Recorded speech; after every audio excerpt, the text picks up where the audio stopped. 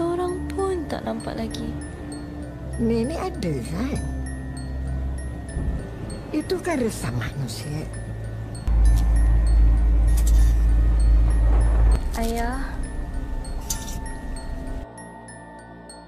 Film ini bermula memperlihatkan seorang perempuan cantik bernama Dila yang tengah terlihat memasuki sebuah rumah kosong.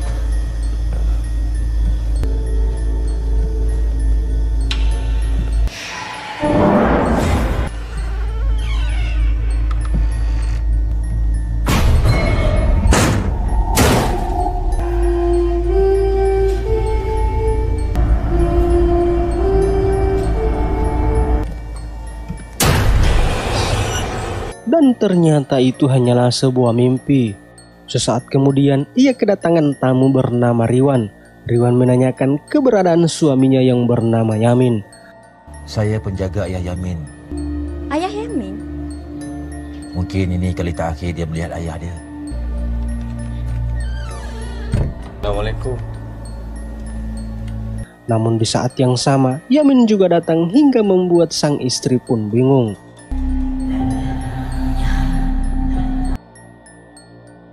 Sementara di sisi lain, terlihat seorang perempuan bernama Hanum sedang berada di kantor polisi. Ia mencoba melaporkan kematian sang ayah.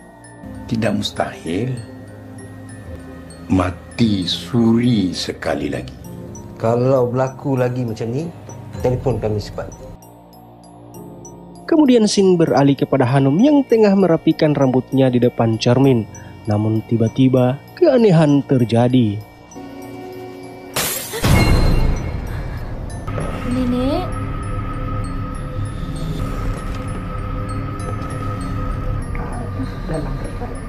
Nek? Nenek?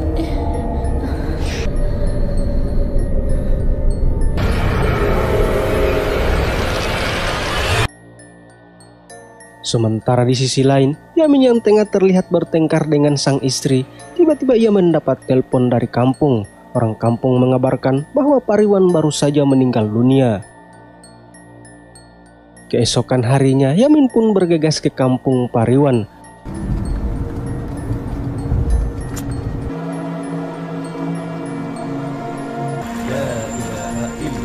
Namun sebelum sampai ke rumah, Yamin bertemu dengan rombongan yang membawa jenazah. Sementara di waktu yang sama, terlihat mayat yang ada di dalam keranda tiba-tiba terbakar.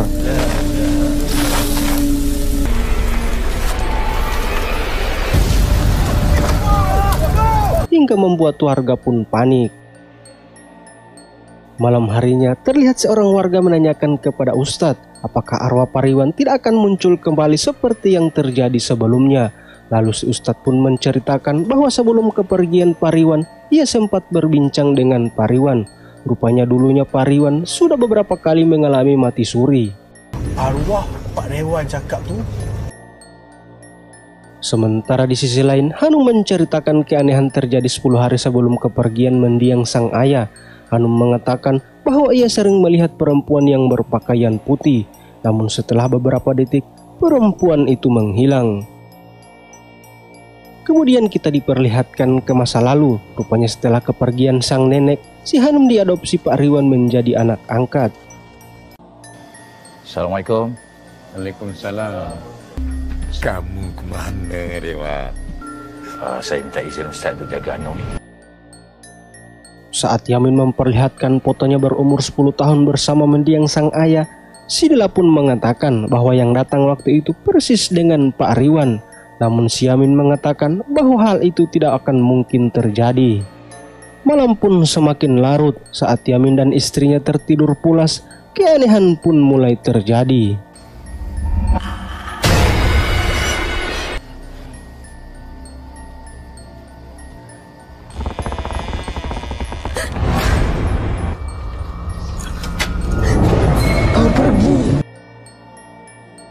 Keesokan paginya, Dila memaksa Yamin untuk pulang ke kota karena ia merasa ada keanehan di rumah yang mereka tempati saat ini.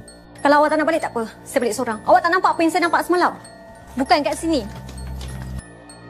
Kemudian Sin beralih ke masa lalu. Rupanya dulu Pariwan seorang dukun sakti. hingga banyak warga yang datang ke rumahnya untuk meminta pertolongan.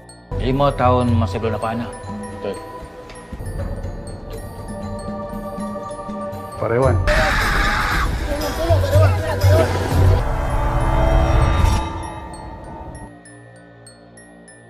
Sementara di waktu yang sama, Hanum yang mau masuk ke kamar mendengar ada suara aneh dari kamar mendiang sang ayah.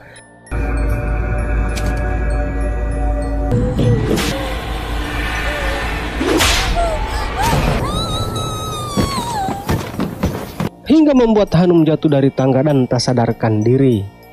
Saat Hanum tersadar dari pingsannya, ia pun langsung memeluk Yamin hingga membuat sang istri cemburu.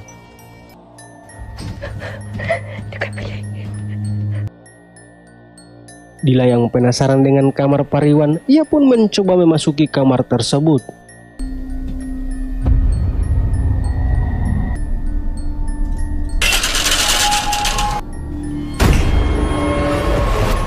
Di tengah kepanikan, tiba-tiba si Yamin datang.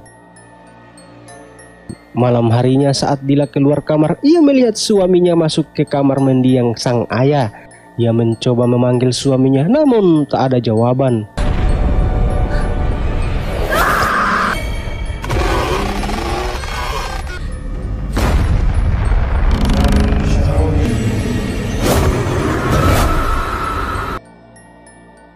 Saat malam semakin larut, Yamin mencoba masuk ke kamar ayahnya.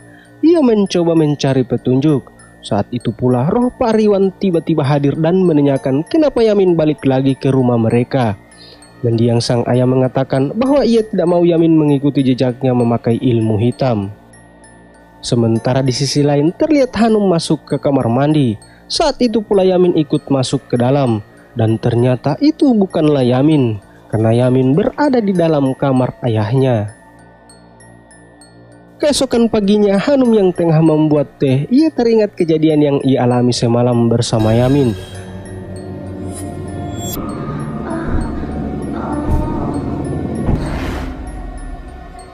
Hanum mengatakan kepada Yamin bahwa kejadian semalam agar tidak diulangi lagi, karena ia takut ketahuan istrinya Yamin. Namun Yamin yang tak mengerti apa-apa, ia terlihat bingung. Rupanya si Dila mendengar percakapan mereka. Yamin yang panik dengan keadaan Hanum, ia pun mencoba mengejarnya.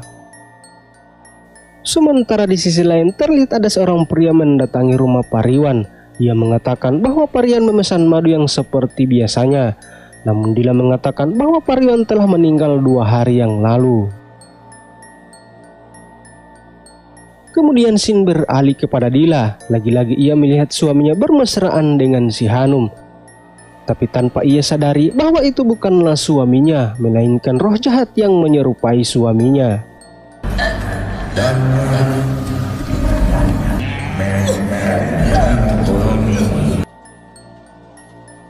Saat amarah menyelimuti Dila, si Yamin pun datang. Ia mencoba menjelaskan kepada Dila bahwa ia tak melakukan apa-apa. Namun Dila yang terlilit emosi, ia tak percaya dengan perkataan suaminya.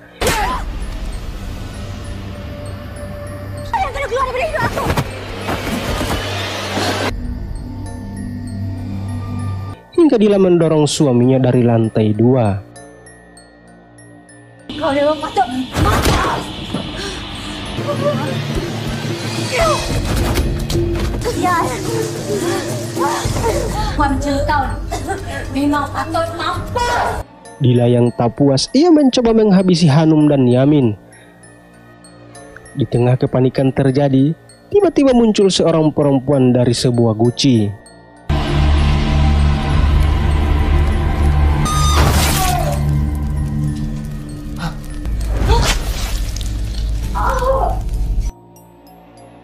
Untuk mempergunakan leluhur kita itu. Yang mati itu istri aku, Mbak. Kemudian Sin beralih, terlihat si nenek memberikan sebuah jimat kepada Riwan.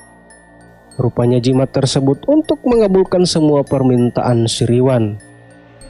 Di dalamnya terhimpun dan apa yang engkau inginkan. Belum kamu tunaikan.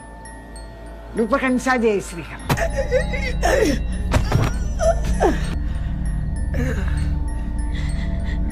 selamatkan kita leluhur kita.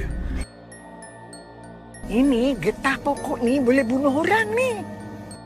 Rupanya penyebab kematian Riwan bentuk pembalasan Hanum kepada Riwan yang telah menghilangkan nyawa neneknya. Dan ternyata dulunya si Hanum menjadi pemuas birahi si Riwan pada saat itu. Aku tertipu, ku mau dari dulu.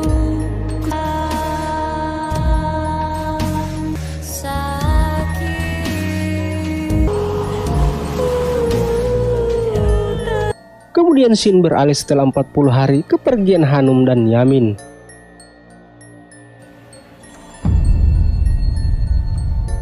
Lu bawa bertenang. Doktor pun cakap sebarang bukti pun seperti mana yang laporan Cik Adila. Sesaat kemudian Dila mendapat bingkisan kado yang ternyata itu adalah kitab leluhur yang membawa bencana. Apakah ada lanjutan kisah dari film Kutukan Ilmu Hitam? Kita tunggu saja part 2-nya. Dan film pun berakhir.